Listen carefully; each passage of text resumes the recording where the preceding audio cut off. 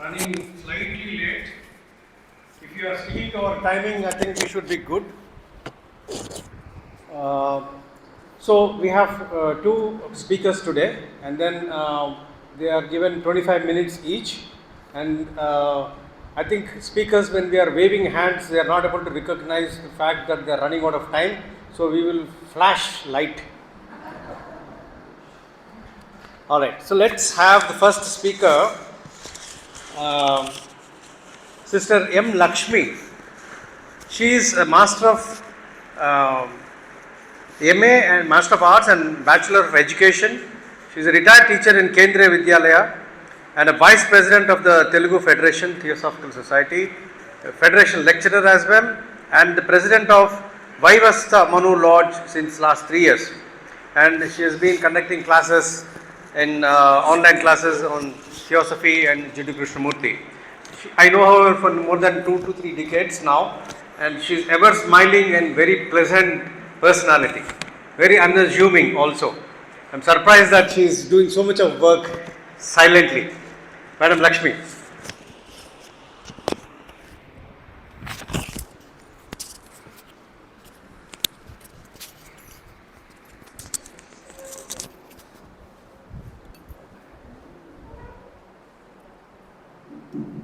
Thank you. Thank you, Vinay, for your introduction. Namaste to everybody who is presenting here.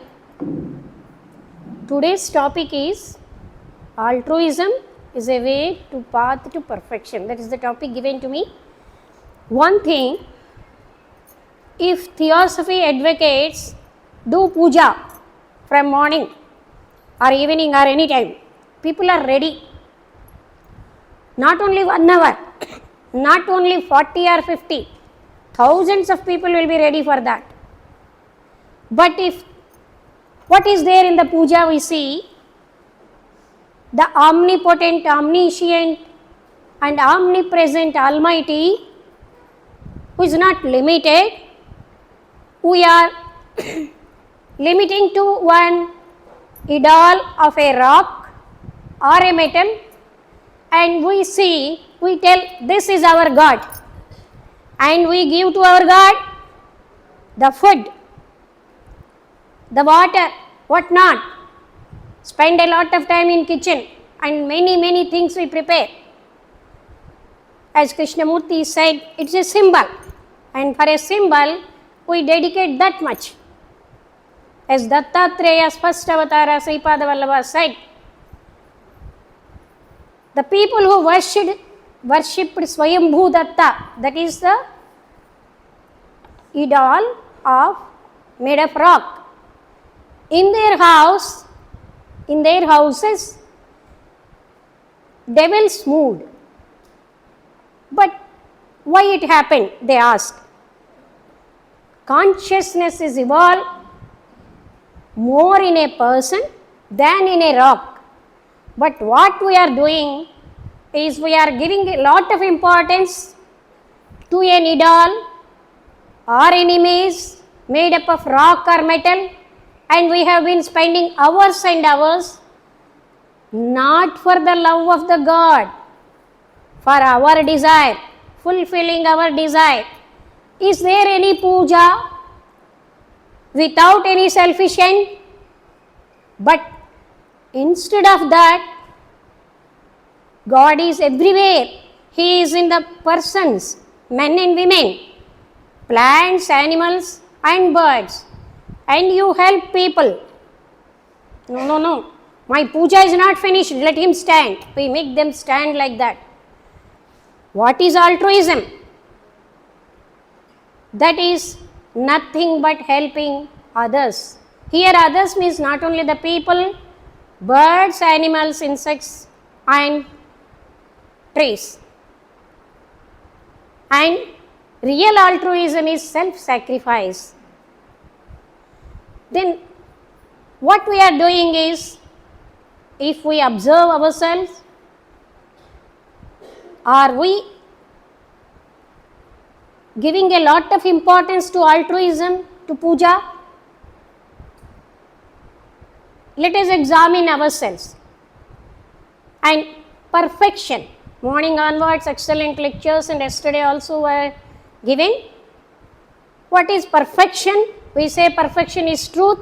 We can use any word, Swaswarupa Jnana, self-realization, or whatever we call. So that is perfection. And how this altruism is leading to perfection. You see, all people are not in the equal stage of evolution.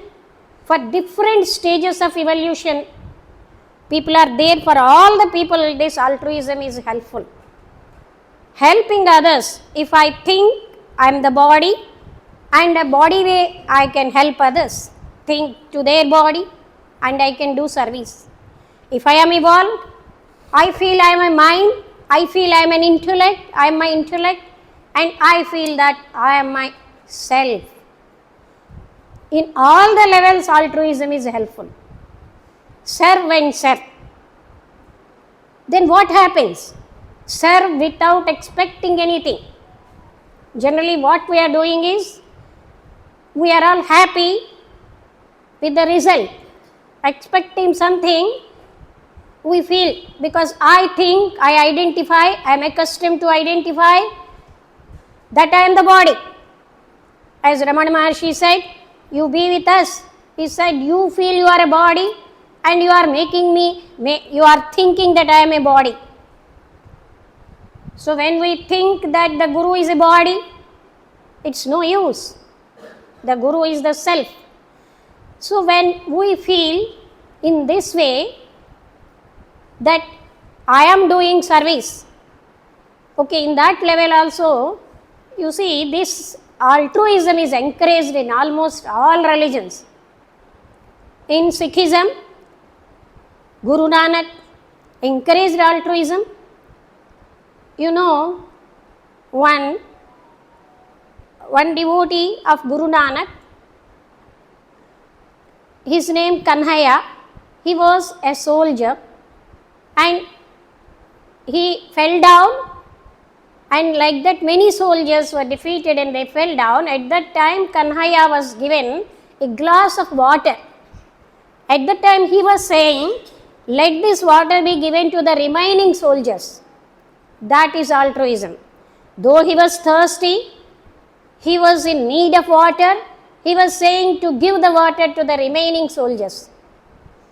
And it is in Jainism, Sikhism, Judaism, and in Buddhism, Bodhisattvas said, I will wait till everyone in the world comes to nirvanic state. So that is the highest sacrifice. Like that, in Sanatana Dharma also, Narayana Upanishad says, then how to get the perfection? Na karmana, na prajaya, na dhanena. Dhanena tyagenaika amrutatva manasaha.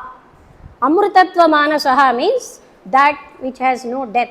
How we get that state? Not because of any action, not because of producing offsprings, not with the money, but only with the renunciation, self-renunciation, we get that amrutatva manasaha. Generally, we feel this renunciation is, I go to Gaya, I gave this object, I sacrificed that brinjal, this tea. But sacrificing one's own self is the highest sacrifice. That's what is propagated or said in theosophy. So self-sacrifice is the main sacrifice. That is what altruism. You know, one in Buddhism, that Patrul Rinpoche, he was going to conduct a Dharma Sabha, a meeting. At that time, he saw one lady with three small children. She was going to that gathering, and he got that compassion, and he took the second child on his back, and he was carrying, and they were begging. People were thinking this is the family of beggars, and like that he reached there. Until he reached, that lady doesn't know that he was the person who was going to conduct the Dhamma Sabha. So that is the sacrifice. You see, when we are doing any type of sacrifice, people recognize it or not? Did they see my sacrifice? Did they give any value? We are all seeing that. That is not sacrifice. Again, that is a selfish work. Selfishness we consider in the form of money or in the form of gold. See, generally we come here to suck the nectar of Amrtatva. That is the highest bliss, the highest peace and highest love. For that we came. How a housefly, it comes to the nectar to suck the nectar, but after sitting on the nectar, what happens? All its legs are attached there, and it cannot fly. The same thing is happening to all of us. We came here, we take this incarnation to suck that nectar of the divine bliss, but we forget it, and all our sensual pleasures we consider they are very important, and we are in that, and we feel that leaving the sensual pleasures is a big sacrifice, thinking that I am the body, I am that omnipotent consciousness. As Ramana Maharshi said, you are that. No need of attainment. You are that, but you forget your nature. You forget your nature, that you are the omnipotent consciousness, and you are limiting to one body. That is the only thing. You need not attain anything. Only thing is you have to remember. So what we call sadhana, all our discourses, conferences, conventions, these are all only to remove all obstacles of the feeling of the reality. Generally it says the perfection means a doll made up of salt went to see the depth of an ocean. What will happen to the doll? It doesn't know it is a doll. The same thing happens when we attain perfection. Because there are no words, we are using attain and like that. We are perfection. We are the Brahman, whatever word we use. There is nobody, no observer, no seeker, no experiencer. He is dissolved with that one consciousness. So that's what happens. So if somebody says, I will give you moksha, it is not a thing to be given by anybody. It is not a thing, as Sri Krishna said in second one, Sankhya Yoga. Nobody can teach anybody. Even Lord Vishnu comes and tell me, I cannot get moksha. It cannot be taught. It is a thing to be experienced by oneself. Anubhavaika Vedyam. And to promote this altruism, there is one sloka. Paropakaraya phalanti vrukshaha, paropakaraya bahanti nadyaha, paropakaraya duhanti gavaha, paropakarardham idam shariram. So this body of mine is to help others. Sharira madhyam khalu dharma sadhanam. This body is given not to enjoy, ourselves. To do the righteous work only this body is given, and we can experiment. When we live for others, a lot of happiness we get. But when we live for ourselves, we don't get that happiness. We can experiment this. Because this body is given to help others. So if that rule we are deviating, we are unhappy, we are in misery. And the same thing in theosophical terminology, from lower consciousness to higher consciousness.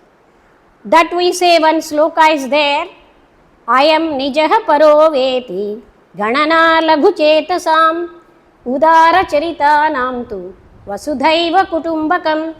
These are mine, these are others. This discrimination is for those people of lower mental nature, whose minds are small. But for those who have that higher mental nature, for them the entire earth is the family. As Krishnamurti ji says, the family system is dividing. Mind is dividing. My family, others' family. You see, my family people, I do all the favors. Others' family, as though they are others. So this family system is dividing the society and it leads to destruction. You see, to see the reality, there is no mine and others. It is only a mental feeling. My object, my house, my people, these are all only misconceptions due to ignorance. And that ignorance we feel real. Somebody asked Annie Besant, I know that I am not my body, but I always feel that I am my body. Why? Then Annie Besant replied that from many thousands of incarnations you develop the feeling that you are the body. So you have to use that much power to our effort. Of course, real perfection is effortless. It cannot be with will. It cannot be with any type of action. Then how? What we are doing is to remove all obstacles. All our sadhana is there.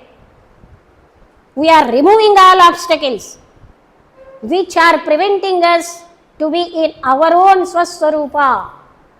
That is what we have been trying and trying. And to shine in our own self, then there will be love, compassion. We need not attain love from anybody or any source. People are running after peace a long distance. Peace is there, people run. But real address is it is within us. Forgetting that everything is within us, we run outside. So the people who are having the right address and who are experiencing that, they don't run away. They don't try to attain anything. They don't try that my recognition, I am more. If I identify myself with the body, I am more. Ajnana will be there. If I never identify with my body, if somebody is more, what is wrong? So this type of ignorance we are all accustomed. And the funniest thing is that we feel the ignorance is the right thing. Living natural life is unnatural for us. And unnatural and ignorant life is natural for us. That is why we are in miseries. That is why we are living a dissatisfactory life. We are forgetting our own real happiness and thinking, seeking other world, outside. But one thing, the person who realizes that he is that omnipotent consciousness, he sees everywhere that. We read in Bharat Samaj Puja, Antar Bahischa Tat Sarvam Vyapya Narayana Sthitaha. Narayana is the omnipotent consciousness. He is living inside. So whenever I see outside, I see nothing but Narayana. That is the omnipotent consciousness. Then no harm. Maya, that Maya is nothing but that Parabrahman. If we have that outlook, then we lead a harmonious, happy, loving, compassionate life, and we are the centers of radiating happiness, love, bliss. Thank you all. Namaste.